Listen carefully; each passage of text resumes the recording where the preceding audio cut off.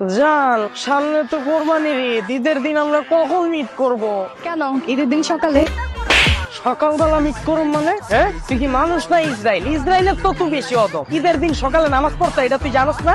নামাজ তুই আমি তোর লগে দেখা করো। তাহলে তুমি বলো কখন দেখা করবো? এটা তো আমি জানি না, এটা তুই জানোস। সারা জীবন কখন মিট করুম এটা তুই ফিক্সড করছস। আমি কখন ঘামামু, আমার ঘাম কখন মুছমু এটা তুই ফিক্সড করছস। কারণ ঈদের দিন আমরা কখন মিট করবো এটাও তুই ফিক্সড করবি। কারণ আমি আবার জিগামু, তুই আবার উত্তর দিবি, বুঝছস? জান, সামনে তো কোরবানির ঈদ। ঈদের দিন আমরা কখন মিট করব? জান, সকালবেলা তো তুমি নামাজ পড়বা সবার সাথে। তাহলে জান, আমরা না একটা কাজ করি, আমরা নামাজের পর দেখা করি। এই, প্রতি বছর যে আমার বাপে কোরবানি দেয় এটা তুই জানোস না? নামাজের পর যে আমার গরু ফালাইতে হইব, তারপর কুপাকুপি করতে হইব, ওটি কেটা করবো? ওটি বাদ দিয়া যদি আমি তল্লায় দেখা করতে যাই, তোর বাপে কুপাকুপি করবো? তুই আমার কি ভালোবাসিস আমারে বুঝা। জান, তুমি বলো আমরা কখন দেখা করব? এটা তো আমি কমো না, এটা তুই কবি। সারা জীবন তুই ডেট ফিক্সড করছস, আজকেও তুই ডেট ফিক্সড করবি। আমি এখন আবার জিগামো, তুই আমারে আবার কবি, বুঝছস? জান, সামনে তো কোরবানির ঈদ। ঈদের দিন আমরা কখন দেখা করব? জান, আমি বলি কি, তুমি তো ঈদের দিন নামাজ পড়বা, আবার ফ্যামিলির সবার সাথে কোপাকুপি করবা। তুমি না একটা কাজ করো, তুমি ফ্রেশ হইয়া বিকালে আসতে ধীরে আমার সাথে দেখা করো। তোর দুই আটটা দে, আটটা দিয়ে আমার গলায় ধরে এতটা হয় না। জান, কি হয়েছে তোমার? তুমি এমন করতেছো কেন? আমি তোমাকে মারতে যাবো কেন? আমি তো তোমাকে দেখা করতে বললাম। তো তুই তো আমারে আমার বাপের হাতে মাইর খাওয়াইতে চাইতাছিস। সারাদিন নামাজ পড়া গরু ফালায় কোপাকুপি করার পরে ওই মাংস লয়ে যে আত্মীয় স্বজনের বাসায় দিয়েই তো, এটা তুই জানোস না? ওটি কে দিয়ে আইবো? তুই দিয়ে আইবি না তোর বাপি দিয়ে আইবো? তোর লাগে আমি কেমনে মিট করবো আমারে বুঝা। তুই আমার কি ভালোবাসিস আমারে বুঝা। আল্লাহ রে, তুমি আমার এটা কোন মুসিবতের মধ্যে ফালাইলা? আচ্ছা বাবা, তুমি বলো যে আমরা কখন মিট করব?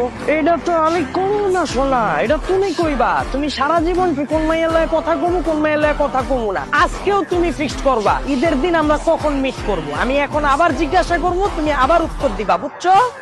জান, সামনে তো কোরবানির ঈদ। ঈদের দিন আমরা কখন মিট করব?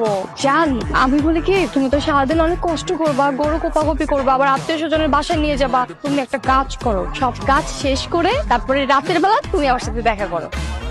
তোর কি আমারে দেখলে মানুষ মনে হয় না? তুই আমারে কি পাইছস আমারে বুঝা। সকালবেলা নামাজ কইরা গরু ফালায়া সারাদিন কোপাকুপি কইরা আত্মীয় স্বজনের বাসায় মাংস দেওয়ার পরে আমার গায়ে কি এনার্জি থাকবে? তোর কি আমারে দেখলে একটু মায়া লাগে না? রাস্তার কুত্তারে দেখলেও তো মানুষের মায়া লাগে। ওইদিকে আমি তো তোর বয়ফ্রেন্ড, তুই আমার কি ভালোবাসিস আমারে বুঝা।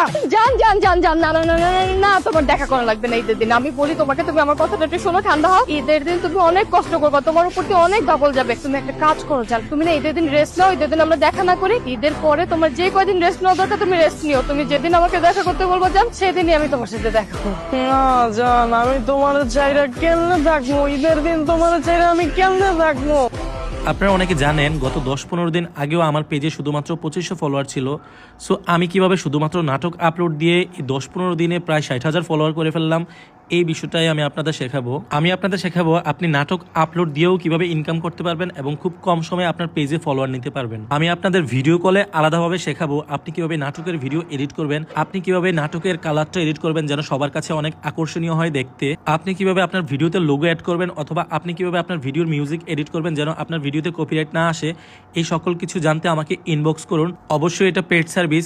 আমি যখন আপনাদেরকে সময় দেব, আপনাদেরও উচিত আমার সেই সময়ের মূল্য দেয়া। ধন্যবাদ।